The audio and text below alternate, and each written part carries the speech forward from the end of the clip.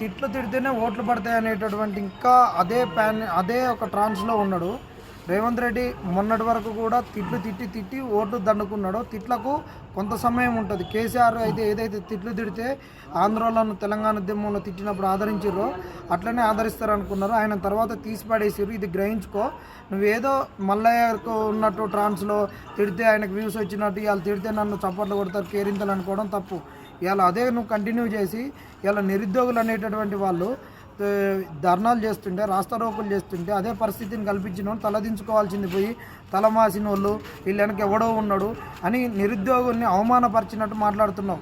నువ్వు ఎన్నికల వేళ కూడా ఉస్మాన్ యూనివర్సిటీ విద్యార్థుల్ని ఆరాధన థియేటర్ దగ్గర తాగేటోళ్ళు, బీర్లు తాగేటోళ్ళు, వాళ్ళు బిర్యానీ తినేటోళ్ళు అని అన్నప్పుడు నీకు డ్యామేజ్ కాకుండా మేము అండగా నిలిచి నిరుద్యోగ లోకం అందరం ఏకమై మా తల్లిదండ్రుల నుంచి ఓట్లు వేయించినావు. ఇలా నీ నిజ స్వరూపం నిజంగా చూపిస్తున్నావు. అదొకటి. ఇలా పిల్లలు 14 కిలోమీటర్ల నుండి పాదయాత్ర చేసుకొని వచ్చి యూనివర్సిటీకి వచ్చినప్పుడు ఇలా ఆడపిల్లల పైన నిర్బంధాన్ని మోపి మళ్ళీ ఒక వాగా బార్డర్లో ఉన్నట్టు ఒక కుంబింగ్ చేపిస్తున్నట్టు రెడ్ కారిడార్లో అట్లా చేయించినావు. దాని గురించి నువ్వు సిగ్గుపడుతున్నాని ఒక క్షమాపణ చెప్పలేదు.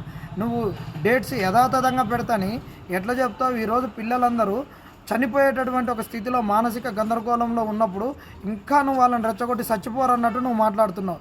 ఇది కరెక్ట్ కాదు. ఏదైనా పిల్లోడు తల్లిదండ్రులు కానీ టీచర్లు కానీ వాడు ఈ మానసికంగా డిస్టర్బ్ అయినప్పుడు ఆయనకు ఒక ఉపశమనం ఇచ్చేటట్టు మాట్లాడాలి. ఇవాళ అందరిని నువ్వు ఇచ్చిన రిజల్ట్ వల్ల ఇవాళ అందరు గ్రూప్ వాళ్ళు క్వాలిఫై ఆయనకి రాయరాదు. వాడు నేను గ్రూప్ 2 పోస్ట్పోన్ చేయకుంటే పోస్టులు పెంచకుంటే ఎట్లయినా వాడు అయోమయంలో ఏడుస్తున్నాడు. గ్రూప్ 1కు మెయిన్స్ రాసుకొని హోలిస్టిక్గా ప్రిపేర్ అయినాడు. వాడు రిజల్ట్ రాలేదు, వాడు ఏడుస్తున్నాడు. ఈడు ఏడుస్తున్నాడు, వాడు ఏడుస్తున్నాడు, డిఎస్సి వాడు ఏడుస్తున్నాడు. ఈ టైంలో నువ్వు విద్యార్థుల్ని ఎట్లా ఫీజింగ్ చేయాలి, అప్పీజ్ చేయాలి, వాళ్ళని ఉపశమానంగా మాట్లాడాలి, వాళ్ళకు ఒక తండ్రి లాంటి పాత్రలో ఉన్న నేను ఎట్లా మాట్లాడాలనేది లేకుండా ఇష్టం వచ్చినట్టు మాట్లాడుతున్నావు. ఇంట్లో ఒక పిల్లగాడే ఫెయిల్ అయితే వాడిని ఓదార్చుకొని ఒక 10-20 రోజుల తర్వాత తిడతారు. ఈరోజు చచ్చిపోయేటటువంటి పరిస్థితుల్లో ఇబ్బందులలో ఉన్నప్పుడు నువ్వు ఇష్టం వచ్చినట్టు మాట్లాడడం ఇది కరెక్ట్ కాదు. ఫస్ట్ నీ భాషా ప్రయోగాన్ని మార్చుకో. తర్వాత నువ్వు ఏ సందర్భంలో ఎట్ట మాట్లాడాలో నేర్చుకో. నీది చూస్తుంటే ఎట్ట ఉన్నదంటే సావు దగ్గరికి పోయి సన్నాయి మేళం పెట్టుకొని నువ్వు బరాత్ తీసేటట్టు కనిపిస్తున్నది. ఇది కరెక్ట్ కాదు రేవంత్ రెడ్డి గారు. నిన్ను అనడం కూడా మాకు అవమానంగా అనిపిస్తుంది. ఎందుకంటే ఇన్ని రోజులు మా నిరుద్యోగుల పెద్దన్న అనుకున్నావు, ఇవాళ మమ్మల్ని ప్రతి కాడ అవమానపరుస్తున్నావు. నువ్వు ఆ రోజు ప్రతిపక్షంగా ఎందుకు వచ్చినావు? ఆ రోజు నీకెందుకు ఆదరించినావు? ప్రతిపక్షం అనేది ఖచ్చితంగా మా పక్షాన్ని ఉండాలి. లంగలో వాళ్ళని తిడుతున్నాం కదా, ఎక్కడ వాళ్ళ జెండాలు వేయించుకొనియట్లేదు. ప్రతి దానికి రంగు రాజకీయం. అసలు మా నిరుద్యోగులం అనేటటువంటి వాళ్ళకు రాజకీయాలతో ఏం సంబంధము? నువ్వు కాంగ్రెస్ వానివి ప్రచారం ఎందుకు చేయించుకున్నావు? బస్సు యాత్రలు ఎందుకు చేయించుకున్నావు? అందరిని ఇళ్ళకి పోయి ఎందుకు ఓట్లు అయిపోయావు? రాజకీయంలోకి నిరుద్యోగులు లాగినోని మీరు కాదా? మీ కాంగ్రెస్ కాదా? ఇవాళ రాజకీయము ప్రతిపక్షాలు వీళ్ళు వచ్చి రాజకీయాలు నేను మాట్లాడడం ఇది కరెక్ట్ కాదు. నిరుద్యోగులారా, మీరు మాత్రం ఎవరు కూడా ఆత్మహత్యలకు కానీ ఏటి కానీ ఎక్స్ట్రీమ్ డిసిషన్స్ తీసుకోవద్దు. ఏమి కాదు, మనం ఖచ్చితంగా పోరాడదాము. ఈరోజు ఈరోజు ఒక సిచ్యువేషన్ ఏంటంటే కోదండరామ్ సార్ కాడికి హరగోపాల్ సార్ కాడికి పోయిన వాళ్ళు ఒక డెలిగేషన్ పోయారు. పెద్ద మనుషులు ఇవాళ నీకే ఒక తండ్రి లాంటి స్థాయిలో ఉన్నటువంటి హరగోపాల్ సార్ ఒక చర్చలకు వచ్చినప్పటికి కూడా నువ్వు ఇలాంటి మాటలు మాట్లాడితే ఇక నిరుద్యోగుల పెద్ద దిక్కేవడం.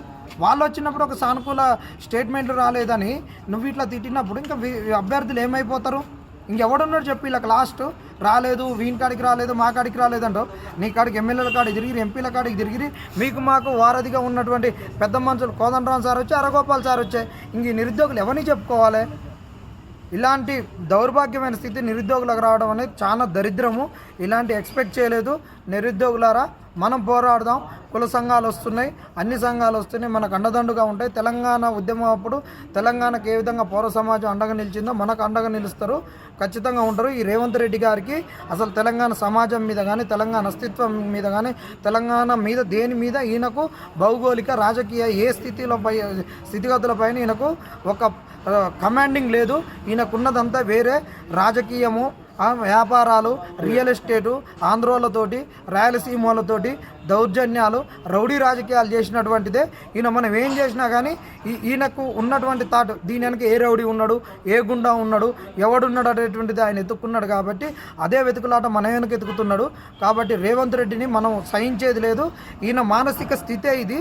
ఈయనకు ఒక పెద్దన్న పాత్ర కానీ, తండ్రి పాత్ర కానీ, రాజకీయ చిత్రత కానీ, రాజనీతి కానీ లేనటువంటి ఒక దౌర్భాగ్యమైన వ్యక్తిని ఇలా మన సీఎం పెట్టుకొని మన నిరుద్యోగుల ప్రతినిధిని సంబరపడ్డందుకు ఈరోజు సిగ్గుపడాల్సినటువంటి దినము. ఈ రాత్రి ఒక దుర్దినంగానే నేను భావిస్తున్నా. ఇది నిరుద్యోగులు మీరు మాత్రం అధైర్యపడద్దు, పోరాడదాం, ఖచ్చితంగా ఉందాం, మనం సాధిద్దాం. జై తెలంగాణ.